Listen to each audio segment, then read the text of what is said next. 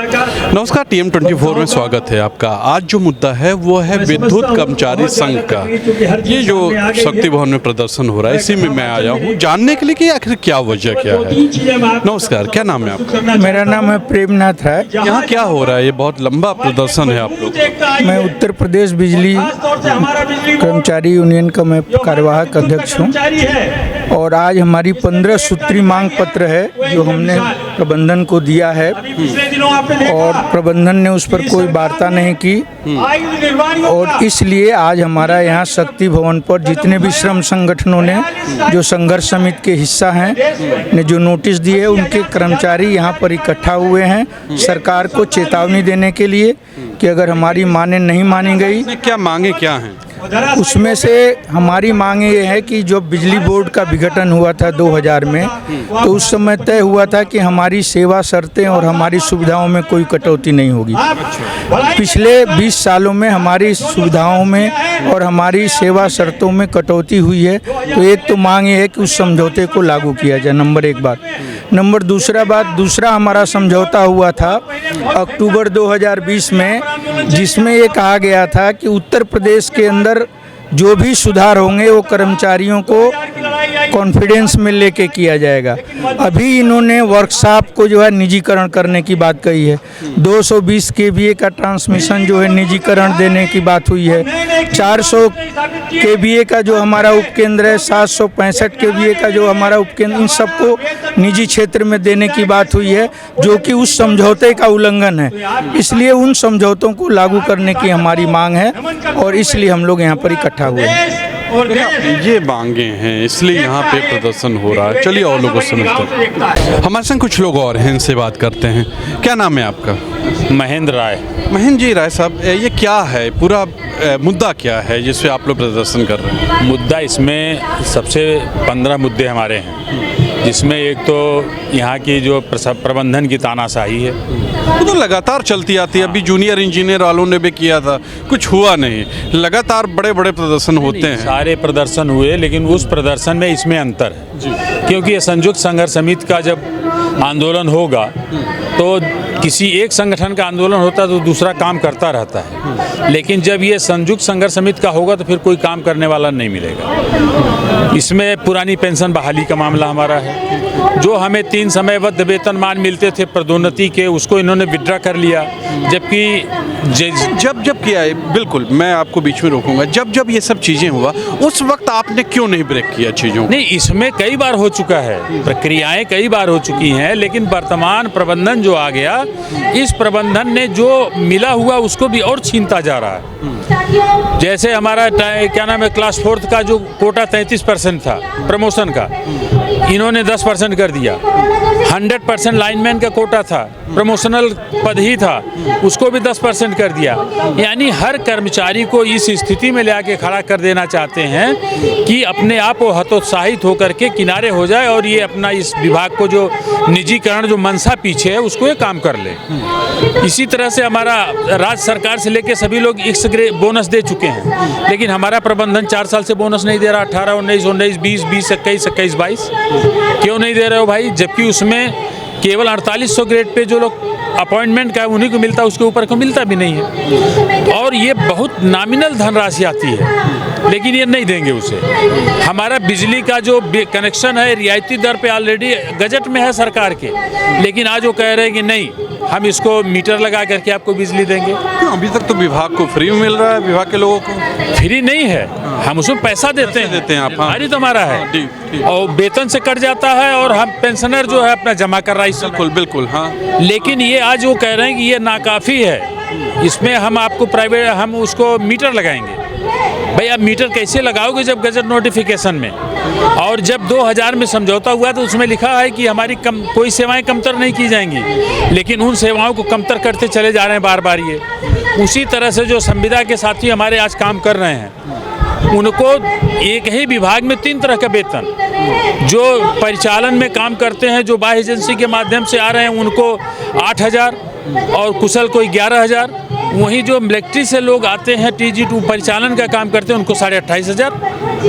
उसी तरह से कंप्यूटर ऑपरेटर हमारे यहाँ जो काम करते हैं तो शक्ति भवन में कुछ मिलेगा, पूर्वांचल में कुछ मिलेगा, दक्षिणांचल में कुछ मिलेगा, मध्यांचल में कुछ मिलेगा, पश्चिमांचल में कुछ मिलेगा। जो इस तरह की ये व्यवस्था बना रखे हैं, और जब हम इनसे बात करते हैं तो ये कहते हैं कि भाई हमने कहा मिलिट्री के बराबर एक नियत रखो ना, और जो 8,000 11,000 ये देते हैं वो हमारा वेतन है ही नहीं। वो वेतन राज्य सरकार के जो 75 अधिसूचित वो हैं श्रम विभाग के, उसमें आता है, और उसमें जो आता है वो ये ड्रिल मशीन, जो खराद मशीन पे काम करते हैं, जो वायरिंग का काम करते हैं, उनके लिए वेतन निर्धारित है। अच्छा, आज के बाद फिर कब आपका प्रदर्शन होगा? आज के बाद हमारा जो है 22-21 को। किसको कहाँ कर रहे हैं? 21 को हम 2 से 3 से 5 करेंगे हर जिला परियोजना पर। फिर 22 से नियमानुसार काम हमारा चालू हो जाएगा, और 22 के बाद 28 को मसाल जुलूस निकालेंगे, और 28 के बाद 29 की 8 बजे से हम कार्य बहिष्कार पर, अनिश्चितकालीन कार्य बहिष्कार पर चले जाएंगे। और 23 को ऊर्जा बचाओ भारत बचाओ के तहत हम लोग जाएंगे दिल्ली, जंतर रामलीला से जंतर मंतर, वहाँ प्रदर्शन करेंगे संसद में। क्योंकि इलेक्ट्रिसिटी अमेंडमेंट बिल ये जो धोखे से ले आ रहे हैं, भाई जब आपका सदन सेशन चालू होना था तो उस कार्य मंत्रणा में 45 थे, वो था ही नहीं। लेकिन 2 अगस्त को, यानी 5 अगस्त को 2 अगस्त की तारीख में ये उसको पेश करते हैं, और हम लोग जब हड़ताल पर जाते हैं तो उसको स्टैंडिंग कमेटी में चला जाता है। मतलब अभी अब लगातार प्रदर्शन चालू रहेगा, दिल्ली तक चालू रहेगा, और ये नहीं मानेंगे तो हम लोग कार्य बहिष्कार पर जाएंगे। और यदि उसमें भी किसी कर्मचारी, किसी अभियंता के साथ उत्पीड़न होगा तो हड़ताल पर चले जाएंगे। देखा आपने, लगातार प्रदर्शन होने वाला है, एक लंबा आंदोलन होने वाला है कहा जा सकता है। चलिए और लोगों से मिलते हैं। हमारे संग कुछ लोग और हैं, इनसे बात करते हैं। कहाँ से हैं आप? झांसी से। झांसी से। क्या नाम है आप? नेहा सिंह। आप यहाँ आई हैं प्रदर्शन के लिए, क्या है, मांगे क्या हैं, क्या दिक्कतें क्या हो गई? सर्वप्रथम मैं बता दूं, जो ये जन जागरण कार्यक्रम हो रहा है हमारा विद्युत कर्मचारी संयुक्त संघर्ष समिति के बैनर तले हो रहा है, जिसमें हमारे सभी 16 श्रम और सेवा संगठन सम्मिलित हैं।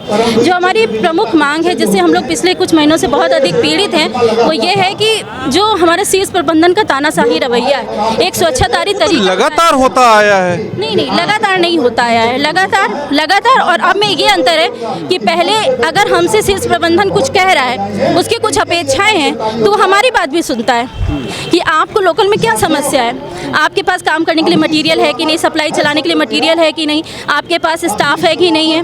ठीक है, अगर वो कोई टारगेट्स दे रहा है तो ये भी देखता है कि ये टारगेट्स इनके हाथ में पूरा करना है भी कि नहीं। ठीक है, इसके बाद वो देखते थे, अगर उसमें हमारी गलती पाई जाती थी तो कार्रवाइयाँ होती थी। लेकिन अभी जो है कि आप हमारी तो बात ही नहीं सुन रहे हैं। जो एक लोकतांत्रिक प्रक्रिया है, ये प्रबंधन और जो भी विद्युत कर्मी है उसके सामंजस्य से चलती है, लेकिन सामंजस्य स्थापित नहीं हो रहा है, बल्कि एक भय का वातावरण बनाया जा रहा है। एक ऐसे टारगेट्स देके जो कि नॉन रिकवरेबल है, जो हम पा ही नहीं सकते, ऐसे टारगेट्स देके आप उसकी समीक्षा करते हैं वीसी में और कार्रवाई कर देते हैं, तो उससे क्या होगा?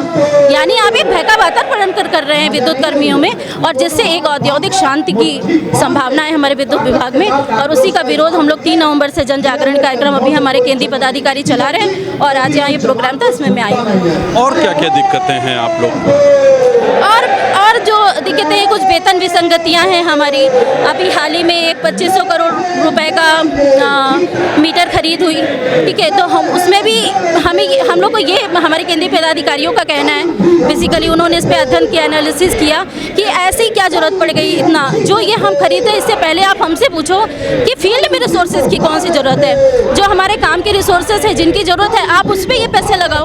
क्यों आप अपने से 2500 करोड़ का मीटर खरीद रहे हो? ठीक है, उससे कहीं ना कहीं विभाग को क्षति भी हो रही है, और जिस चीज़ की जरूरत है वो हमें मिल नहीं पा रही है। ये जो निजीकरण होने वाला है, इसको लेके क्या बोले? लगातार इस पे बातें हो रही हैं। निजीकरण को लेके मैं यही कहूँगी कि बहुत अगर पहले चले तो समाजीकरण की प्रक्रिया हुई थी। समाजीकरण की प्रक्रिया में लोग समाज में रहना इसलिए तैयार हुए थे कि जो हमारी जो ऐसी ज़रूरतें हैं जो व्यक्तिगत रूप से नहीं पूरी की जा सकती, तो एक समाज में रह के हम लोग, अगर आप कुछ कर सकते हैं तो आप करिए, मैं जो कर सकती हूँ मैं करूँगी, कोई अन्य कोई कुछ कर सकता वो करेगा, और इस तरह से हम एक समूह में रहेंगे। वो प्रक्रिया और बड़ी, तो एक राज्य की परिकल्पना आई। तो राज्य की परिकल्पना ये थी कि जो आपकी मूलभूत आवश्यकताएं हैं वो राज्य प्रोवाइड करेगा, जैसे बिजली हो गई, पानी हो गई, ये ऐसी हैं जिन्हें आप आप इंडिविजुअली डेवलप नहीं कर सकते, बिजली का उद्योग इंडिविजुअली पब्लिक नहीं डेवलप कर सकती है। तो ये तो मिनिमम आवश्यकता जैसे हर पब्लिक जुड़ी है और जो मिनिमम दरों पे मिलना चाहिए। यदि निजीकरण होगा तो इससे जो हमारा आम उपभोक्ता है उसके जो रेट्स हैं, बिजली दर है, वो बहुत बढ़ जाएंगे। तो नो डाउट कि वो बहुत परेशान होगा। तो कहीं ना कहीं जो इससे जो हमारा उपभोक्ता है वो भी परेशान है और जो विद्युत कर्मी है वो भी परेशान है। ये है प्रॉब्लम, कहीं ना कहीं इनकी ही प्रॉब्लम नहीं है, आपसे भी जुड़ी हुई प्रॉब्लम है जो ये उठा रहे हैं। अगर निजीकरण होता है तो आपको भी दिक्कतें होंगी। आज के लिए इतना ही। कैमरा पर्सन अंकुर के साथ मैं तुषार शर्मा, नमस्कार।